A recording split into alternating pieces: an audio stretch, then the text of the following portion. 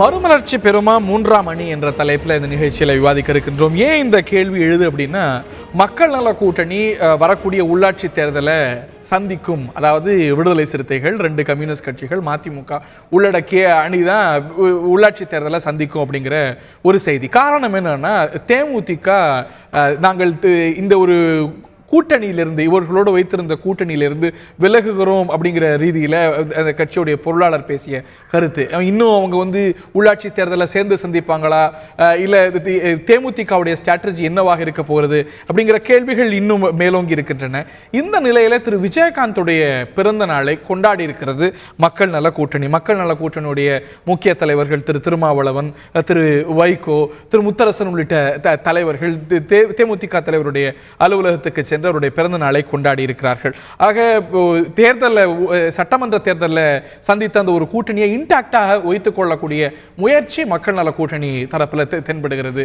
விஜயகாந்த் என்ன முடிவு எடுப்பார்? உள்ளாட்சி தேர்தலில் ஒரு பெரிய வீழ்ச்சியை சந்திச்சது திரு விஜயகாந்துடைய கட்சி என்பதுதான் ஒரு யதார்த்தம். அந்த வீழ்ச்சியிலிருந்து மீளுமா, அதற்கான சரியான ஸ்ட்ராட்டஜி இப்போ உள்ள இருக்கக்கூடிய ஒரு கூட்டணியை தொடர்வதா, இல்லை ஒரு மாற்று ஒரு கூட்டணிக்கான முயற்சி உள்ளாட்சி தேர்தலில் இருக்குமா, இல்லை இந்த கட்சிகள்லாம் தனித்து நிற்குமா உள்ளிட்ட கேள்விகள் எழுந்திருக்கின்றன. மறுமலர்ச்சி பெருமா மூன்றாம் அணிங்கிற கேள்வி எழுந்திருக்கிறது. விவாதிக்கலாம். அந்த நிகழ்ச்சியில் விடுதலை சிறுத்தைகள் கட்சியுடைய துணை பொதுச் செயலாளர் திரு ஆளூர் ஷானவாஸ் அவர்களும், அரசியல் விமர்சகர் ஆய்வாளர் திரு ரவீந்திரன் துரைசாமி அவர்களும் இணைகிறார்கள். இருவரையும் இந்த நிகழ்ச்சிக்கு மீண்டும் அன்போடு வரவேற்கின்றோம். திரு ஷானவாஸ், எந்த ஒரு உத்தரவாதமும் உறுதியும் இந்த ஒரு மக்கள் நல கூட்டணியோடு தேமுதிக உள்ளாட்சி தேர்தலையும் ஒரு கூட்டில் இருக்கும் அப்படிங்கிறதுக்கான உத்தரவாதம் இல்லை.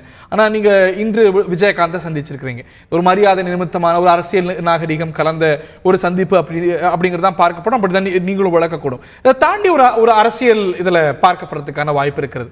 திரு விஜயகாந்த் தரப்புல எந்த ஒரு உத்தரவாதம் இல்லைனாலும் கூட அவர் இந்த ஒரு கூட்டணியில இருக்கணும், இல்லை தொடரணும் அப்படின்னு நீங்க ஏங்குறீங்கன்னு பார்க்கப்படாதா?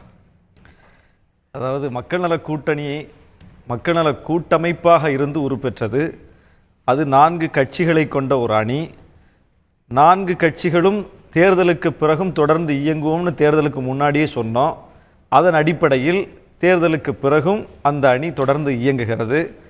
தேமுதிகவும் தமாகவும் இணைந்த போது மக்கள் நல கூட்டணியில் இணையவில்லை, கூட்டணியோடு ஒரு கட்சியாக இணைந்து கொண்டார்கள். அந்த ஒப்பந்தப்படி தேர்தலை சந்தித்தார்கள். தேர்தல் முடிந்த பிறகு அவர்களுடைய நிலைப்பாட்டுக்கு அவர்கள் போயிருக்கிறார்கள். மீண்டும் அடுத்தது ஒரு தேர்தல் வருகிறது. எனவே இந்த 4 கட்சிகள் கொண்ட மக்கள் நல கூட்டணி அந்த தேர்தலை சந்திப்பது என்று அறிவித்து விட்டது. அறிவித்த பிறகும் பழைய தேர்தலை எப்படி எதிர்கொண்டோமோ அதுபோல இந்த கூட்டணியோடு ஒத்துப்போகிற, மக்கள் நல கூட்டணியோடு ஒத்துப்போகிற கட்சிகள் யார் யார் இருக்கிறார்கள், நம்மோடு இணைந்திருந்த கட்சிகள் இருக்கிறார்கள், அவர்களை மீண்டும் அணுகுவது என்பது ஒரு தேர்தல் உத்தி. எனவே அந்த உத்தியின் பிரகாரம் நாங்கள் மீண்டும் தேமுதிகவை வர விரும்புகிறோம், தமாகவை வர விரும்புகிறோம். எங்களுடைய இந்த மக்கள் நல கூட்டணியினுடைய அந்த போக்கை ஒத்துக்கொள்ளுகிற மேலும் பல கட்சிகள் வந்தால் கூட இணைந்து கொள்வதற்கு எங்களுக்கு விருப்பம்தான். ஆனால் இந்த விஜயகாந்த் அவருடைய பிறந்தநாள் நிகழ்ச்சி என்பது இது தேர்தலையும் தாண்டி ஒரு தோழமை உறவு அடிப்படையிலானது. 3 மாதத்திற்கு முன்னால் வரை அவர் எங்களோடு இணைந்து பயணித்திருக்கிறார். ஒரு முக்கியமான தலைவர், எதிர்க்கட்சி தலைவராக இருந்தவர். எனவே அவருக்கு அந்த தேர்தலுக்கு பிறகு வரக்கூடிய ஒரு பெரிய நிகழ்ச்சி அவருடைய பிறந்தநாள் நிகழ்ச்சி. அதில் பங்கேற்று அவரை வாழ்த்துவது என்பது ஒரு நாகரிக, அரசியல் நாகரிகத்தின் அடிப்படையிலான ஒன்று. அந்த அடிப்படையில் எங்களுடைய தலைவர்கள் போய் இன்றைக்கு பங்கேற்றிருக்கிறார்கள், அவரை வாழ்த்தி விட்டு வந்திருக்கிறார்கள். திரு ரவீந்திரன் துரைசாமியுடைய முதற்கட்ட கருத்தை கேட்க விரும்புகிறேன். கேள்வி நம்பர் 1, மக்கள் நல கூட்டணியோடு இணைந்து பிரயாணிக்க தேமுதிக விரும்புவதற்கான அந்த ஒரு முடிவு தான் இப்போ இருக்கக்கூடிய ஒரு சூழ்நிலையில பெஸ்ட். இப்போ ஒரு புதிய முயற்சிக்கான நேரமும் சூழலும் இல்லை அப்படிங்கிற ஒரு நிலைக்கு வரக்கூடிய ஒரு சூழல் இருக்குன்னு நினைக்கிறீங்களா? சட்டமன்ற தேர்தலில் எடுபடாத அந்த ஒரு மாற்று முயற்சி உள்ளாட்சி தேர்தலில் புத்துயிர் பெறத்துக்கான வாய்ப்பு இருக்குன்னு நினைக்கிறீங்களா? நிச்சயமாக உள்ளாட்சி தேர்தலில் மாற்று முயற்சி புத்துணர்வு பெறுவதற்கான வாய்ப்புகள், புத்துயிர் பெறுவதற்கான வாய்ப்புகள் இல்லவே இல்லைன்னு உறுதியாக சொல்லிடலாம்.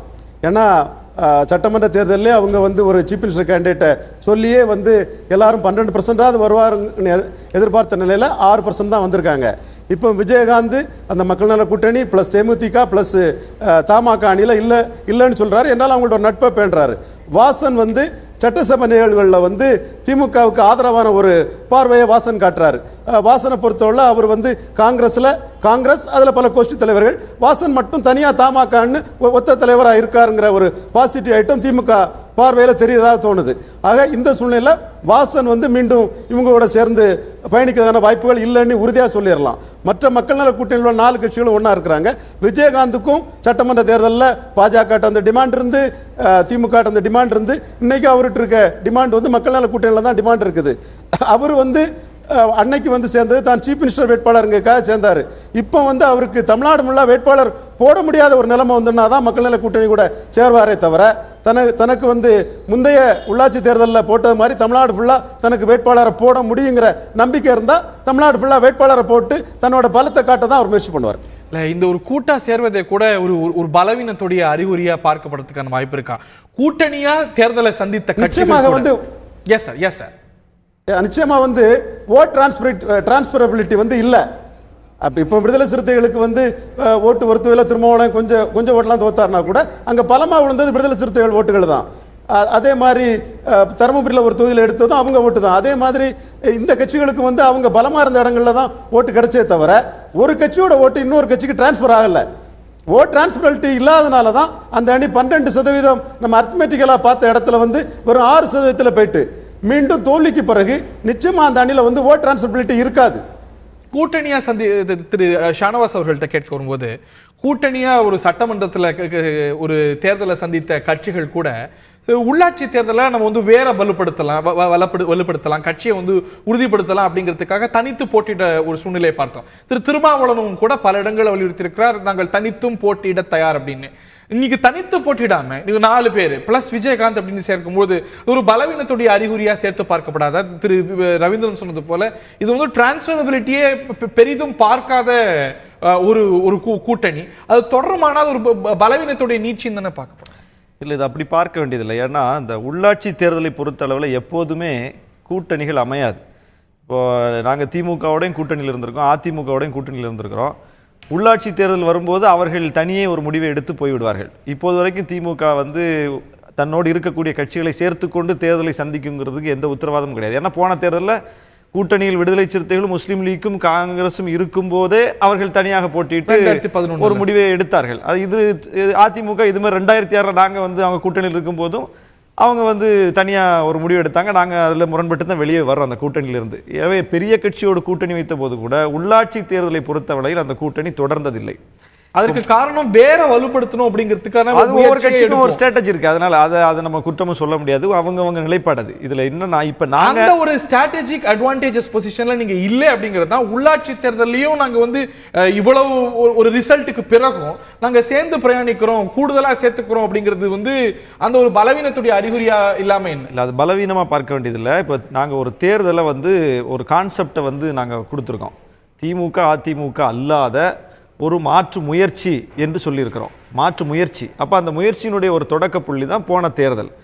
அந்த தேர்தலையே வந்து நமக்கு வந்து எல்லாம் தலைகீழாக மாறிடும்னு நம்ம நம்பலை. அது நடக்கவும் செய்யாது. அப்படி ஒரு மாற்றம் எப்பவுமே வராது. ஒரு தொடர்ச்சியான இடையறாத போராட்டத்தினுடைய ஒரு எண்டில் தான் ஒரு வெற்றி பெரிய அளவில் சாத்தியப்படும். அப்போது ஒரு மாதத்திற்கு முன்னால், ஏன்னா தேர்தலுக்கு ஒரு மாதத்திற்கு முன்னால் தான் தேமுதிக வந்தது, தமாக வந்தது, அப்படி ஒரு அந்த அணியை ஒரு வடிவம் பெற்றது. அதற்கு முன்னால் நாங்கள் இணைந்து கூட ஒரு 5-6 மாதங்கள் தான் வேலை செஞ்சிருக்கிறோம். அப்போ இப்படிப்பட்ட ஒரு குறுகிய காலத்தில் அப்படி ஒரு அணி வந்து பெரிய அளவில் கிரவுண்டில் வந்து மற்ற கட்சிகளோட அதிகமான நாள் பிரச்சாரம் செஞ்சிருக்கீங்க சேர்ந்து. அது மக்கள் நல கூட்டணி தான் செஞ்சிருக்கிறோம். தேமுதிக தமாக வந்து அது எலெக்ஷனுக்கு ஒரு மாசத்திற்கு முன்னாடி தான் வந்து இணைந்தார்கள். எனவே அப்படி ஒரு மாற்று முயற்சியை நாங்கள் இன்னும் கைவிடலை, நாங்க தொடர்ந்து கொண்டே இருக்கிறோம் என்கிற நம்பிக்கையை திமுகவுக்கும் அதிமுகவுக்கும் மாற்று முயற்சின்னு சொன்னீங்க. அப்ப எல்லாரும் என்ன விமர்சனம் செஞ்சாங்க? இது ஆளுங்கட்சிக்கு தான் பயனுள்ளதா பயன்படும், நீங்க ஒரு பி டீம் அப்படிங்கிற ரீதியில விமர்சனம் செஞ்சாங்க. தி எண்ட் ஆஃப் த டே அப்படிதான் ரிசல்ட் வந்தது. இப்ப நீங்க அதையே நீங்க நீட்டிச்சு செய்ய போறீங்க அப்படின்னா, அதுவும் உள்ளாட்சி தேர்தலில் இயல்பா ஆளுங்கட்சிக்கு கூடுதலான அட்வான்டேஜ் எந்த தேர்தலையும் இருந்து வந்திருக்கிறது. இப்பயும் அப்படிதான விளைவு இருக்க போகுது. நீங்க ஓட்டை பிரிக்கும் பொழுது அப்படிதான விளைவு இருக்க போகுது. அது திமுகவுடைய கவலை. அது திமுகவுக்கு அந்த கவலை இருக்கலாம், எங்களுக்கு அந்த கவலை இருக்கணும்னு என்ன அவசியம் இருக்குது? நாங்கள் ஒரு மாற்று முயற்சி வைக்கிறோம், நாங்கள் தனியாக ஒரு கட்சி நடத்துகிறோம், தனியாக ஒரு கூட்டணி வச்சிருக்கிறோம். எனவே நாம எப்படி தேர்தலை எதிர்கொள்றது அப்படிங்கிறத நாங்கள் தான் தீர்மானிக்கணும். அது அதிமுகவுக்கு சாதகமா திமுகவுக்கு சாதகமாங்கிற கோணத்தில் நாங்கள் பார்க்க வேண்டிய அவசியமே கிடையாது. எங்களுடைய கோணத்தில் தான் நாங்கள் பார்க்கணும். எனவே அந்த அடிப்படையில் நாங்கள் தேர்தல் எதிர்கொண்டோம். இப்போ ஓட்டு டிரான்ஸ்ஃபர் பற்றி சொன்னார் அண்ணன். ஓட்டு டிரான்ஸ்ஃபரில் இப்போ நாங்களாவது சிறிய சிறிய கட்சிகள், வளரும் கட்சிகள் சேர்ந்து ஒரு அணியை உருவாக்கி இருக்கிறோம். அதில் ஒவ்வொருவருக்கும் ஏற்கனவே நிரூபிக்கப்பட்ட வாக்குகளினுடைய விகிதம் குறைவு. எனவே அதில் ஒரு லாஜிக் இருக்குது இப்படிப்பட்ட குறைவான வாக்குகள் எடுத்ததுக்கு கூட. ஆனால் 30% வாக்கு இருக்குது, 35% வாக்கு இருக்குன்னு சொல்லக்கூடிய திமுகவோட எத்தனை கட்சிகள் சேர்ந்தாங்க? காங்கிரஸ் சேர்ந்தாங்க, முஸ்லீம் லீக் சேர்ந்தாங்க, மனிதநேய மக்கள் கட்சி சேர்ந்தாங்க, புதிய தமிழகம் சேர்ந்தாங்க. ஏன் அந்த கட்சிகள் எல்லாம் சொல்லி வைத்தது போல் அவ்வளவு இடங்களிலும் தோல்வி சந்திச்சது என்ன காரணம்? 41 இடங்களில் போட்டியிட்ட காங்கிரஸ் 8 இடங்கள்ல தான் ஜெயிக்குது. புதிய தமிழகம் அத்தனை இடங்கள்லாம் தோல்வி.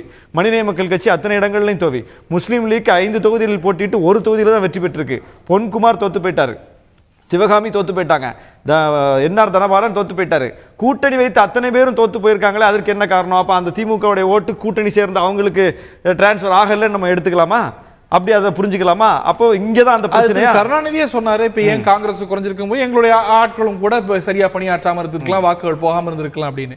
பட் இந்த ஒரு பெரிய கூட்டணியிலேயே நீங்களே சொல்லக்கூடிய 30 விழுக்காட்டை தாண்டி அளவுக்கு வாக்கு வலிமை வைத்திருக்கிற அந்த கட்சியோடு இணைந்த கட்சிகளுக்கே அதுதான் நிலைமையா இருக்குது. அப்ப இது ஒரு எலெக்ஷன் நேச்சர். அப்ப அதுல இருந்து நாம என்ன பாடம் பெற்றுக்கிறோம்னா, ஒரு தொடர் முயற்சி மூலம் 6 மாசத்துல, அதுவும் உள்ளாட்சி தேர்தல சட்டமன்ற தேர்தலை காட்டிலும் ஒரு லெவல் பிளேயிங் ஃபீல்ட் குறைவாக இருக்கக்கூடியதா கருதப்படக்கூடிய உள்ளாட்சி தேர்தல் என்ன மாறிட போகுது? இன்னமும் கூட அது ஆபத்துகள் நிறைந்தது தானே. அதான் நாங்க இது சட்டமன்ற தேர்தல், உள்ளாட்சி தேர்தல் அப்படின்னு பிரிச்சு பார்க்காம இந்த முயற்சியை தொடரணும் விரும்புறோம், அதை வலுப்படுத்தணும் விரும்புறோம். அதனுடைய கூறாதான் நாங்க உள்ளாட்சி தேர்தலையும் பார்க்கிறோம். திரு ரவீந்திரன் துரைசாமி இது சார்ந்த கருத்து தெரிவிக்க விரும்புறீங்களா? அதாவது ஆளூர் ஷானவாஸ் நல்லா தன்னோட தரப்புக்காக வாதம் பண்றாரு. ஆனா அவங்க கட்சி முதுகுக்கு பின்னாடி என்ன பேசுறாங்க, எல்லா கட்சிகளும் என்ன பண்றாங்கிறது யதார்த்த உண்மை தமிழகமே தெரியும். நிச்சயமாக டாக்டர் ராமதாஸோட பொலிட்டிக்கல் ரெலவன்ஸை பற்றி நான் கழிஞ்ச விவாதத்தில் பேசினேன். பட் அவர் பண்ண ஒரு பிரச்சாரம் திமுக மட்டுமல்ல, இன்றைய தினம் பல கட்சிகளுக்குள்ள விடுதலை சிறுத்தைக்கு எதிராக ஒரு ஊடுருவலை ஏற்படுத்தி இருக்கிறது. அதுவும் சட்டமன்ற தேர்தலில் ஒன்றா நின்ற கட்சிகள் அடுத்து உள்ளாட்சி தேர்தலில் ஒன்றா நிற்க முடியாத ஒரு சூழ்நிலையை உருவாக்கி இருக்குங்கிறதா உண்மை. நிச்சயமா அந்த பார்வை மக்கள் நல கூட்டணிக்கு வெளியே இருந்து வந்த 2 கட்சிகள் மத்தியில் இருக்குது. சில விஷயங்களை அவங்க வெளிப்படையா சொல்ல விரும்பலையே தவிர உண்மையான நிலைமை அதிலே இருக்குது. ஓட் டிரான்ஸ்ஃபரபிலிட்டி கூட இல்லை, நெகட்டிவ் ஓட்ஸ் வந்துருங்கிற அச்சமும் சில கட்சிகளை பற்றி தமிழகத்தில் இருக்குது.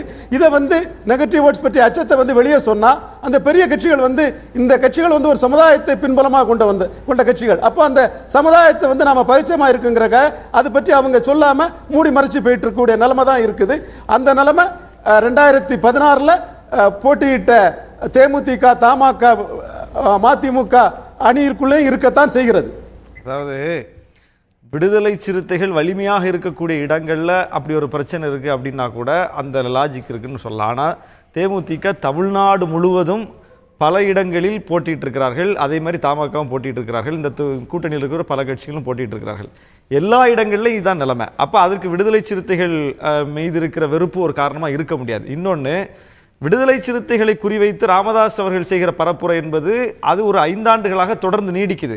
அவர் எல்லா கட்சியிட்டையும் போய் லாபி பண்றாரு. எல்லாரும் விசிகே நீங்க சேர்த்துக்காதீங்க, விசிகே ஒரு வன்முறை கட்சின்னு கூட சொல்லல, கும்பல்னு சொல்றாரு. அதனால அவர் செய்வதை இந்த கட்சிகள் பொருட்படுத்தி இருந்தால் 6 கட்சிகள் கொண்ட ஒரு கூட்டணி அமைஞ்சிருக்காது. ஏதோ புதுசா விடுதலை சிறுத்தைகளோட கூட்டணி வச்சுதான் அந்த யதார்த்தத்தை தெரிய வேண்டிய நிலைமையில கட்சிகள் இல்ல. அப்படி ஒரு வெறுப்பு பிரச்சாரத்திற்கு அந்த கட்சிகள் அடிபணிந்திருந்தால் ராமதாஸ் அவர்களோட சேர்ந்திருப்பாங்க எல்லாரும். அவர் தான் தனிமைப்பட்டார், நாங்க தனிமைப்படல. எங்க கூட 5 கட்சிகள் சேர்ந்துருந்தாங்க.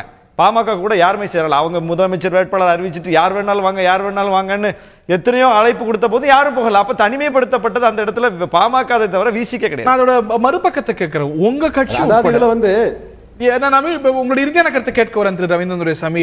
உங்க கட்சி உட்பட மறுபுறத்துல உங்க கட்சி உட்பட மக்கள் நல கூட்டணி வேண்டாம், நம்ம தனிப்பாதையை பார்ப்போம், இல்ல இன்னொரு கூட்டணியை தேடுவோம் அப்படிங்கிற கருத்து உங்க கட்சி உட்பட உங்களோட கூட்டங்கள்ல வலியுறுத்தப்பட்டிருக்கிறது. அந்த பார்வையும் தேர்தலுக்கு முன்பு இருந்ததை காட்டிலும் அதிகரித்து வருகிறது. அப்படி ஒரு முறையோட இந்த ஒரு தேர்தலை சந்திக்கும் பொழுது சட்டமன்ற தேர்தல் முடிவுகளை விட பெட்டரா இருக்குமா மோசமா இருக்கும்?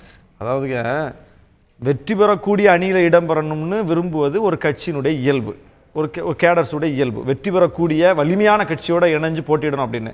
அப்படிப்பட்ட இயல்பு எல்லா கட்சியில இருக்கிற அந்த நேரத்தில் தான் நாங்க ஒரு மாற்று முயற்சின்னு சொல்லி இறங்கி எல்லாம் ஒரு தேர்தலை சந்திச்சிருக்கோம்.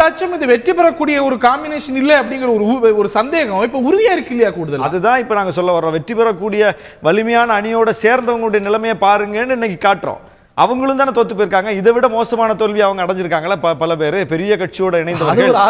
இல்ல சொல்றேன், அப்படின்னா இது தோல்விக்கு வெறுமே வாக்கு வங்கி கம்மியா இருக்குது அப்படிங்கிறது மட்டும் காரணம் இல்ல. தோல்விக்கு பல காரணங்கள் இருக்கு, பல ஃபேக்டர் இருக்கு. ஓகே, இறுதியான கருத்து ரவீந்திரன் துரைசாமி, ஒரு மேஜர் ஒரு ரீஅலைன்மெண்ட் வாய்ப்பு இருக்குதுன்னு நினைக்கிறீங்களா?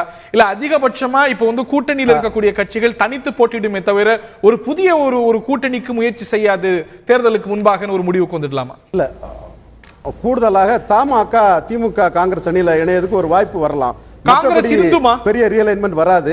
காங்கிரஸ் இருந்துமா? காங்கிரஸ் இருந்து வரலாம். காங்கிரஸ் டிஎம்கே டேம்ஸ் டிக்டேட் பண்ணக்கூடிய நிலைமையில ஒன்றும் காங்கிரஸ் இல்ல. நம்ம அது இப்போ அவர் சொல்ற மாதிரி அதான் உண்மை நிலைமை. இன்னொரு கருத்து என்னன்னா, தோக்குறது வேற, ரொம்ப மோசமா டெபாசிட் இழக்கிறது வேற. அதாவது திமுக விடுதலை சிறுத்தைகள் கூட்டணி தர்மபுரியில டெபாசிட் இழந்தது. அதே விடுதலை சிறுத்தைகள் இல்லாம திமுக காங்கிரஸ் கூட்டணி அவங்க மையமா வச்சு திமுக பண்ண பிரச்சாரம் பெண்ணகரத்திலும் தர்மபுரியிலும் நாங்க விடுதலை சிறுத்தைகளை கூட்டணியில இருந்து விலகிட்டோம், நீங்க அதை நம்பி எங்களுக்கு ஓட்டு போடுங்கன்னு தான் பிரச்சாரம் பண்ணாங்க. இது அந்த பகுதி மக்களுக்கே தெரியும். திமுக அங்க 6 தொகுதியில 2 தொகுதி வெற்றி பெற்றிருக்கு. சோ சில இஷ்யூஸ் இருக்கத்தான் செய்யுது. அதை அரசியல் கட்சிகள் வெளிப்படையா சொல்ல முடியாது. நம்மளை போன்ற விமர்சகர்கள் சொல்றோம். இதுல யார் மேல விருப்பு வெறுப்பெல்லாம் கிடையாது.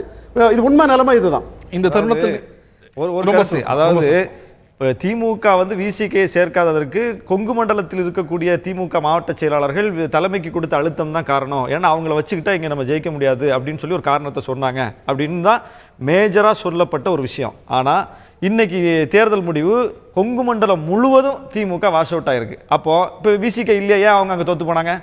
கூட்டணியில விசிகே இல்லாத நேரத்திலையும் அவங்களால ஏன் அங்க பெர்ஃபார்ம் பண்ண முடியல? அப்போ விசிகே முன்னிறுத்தி ராமதாஸ் செய்கிற பரப்புரை எடுபடல என்பதற்கான சாட்சி தான் அதெல்லாம். ரைட். இந்த திரு ரவீந்திரன் துரைசாமி ரொம்ப சுருக்குமா அதை முடிவெடுக்க வேண்டிய இடத்துல இருக்கிறது திமுக. அது தனக்கு லாபமா முடிவெடுக்க வேண்டிய இடத்துல இருக்கிறது கருணாநிதி. ரைட். இந்த தருணத்தை நிகழ்ச்சி நிறைவு செய்தாக வேண்டும்.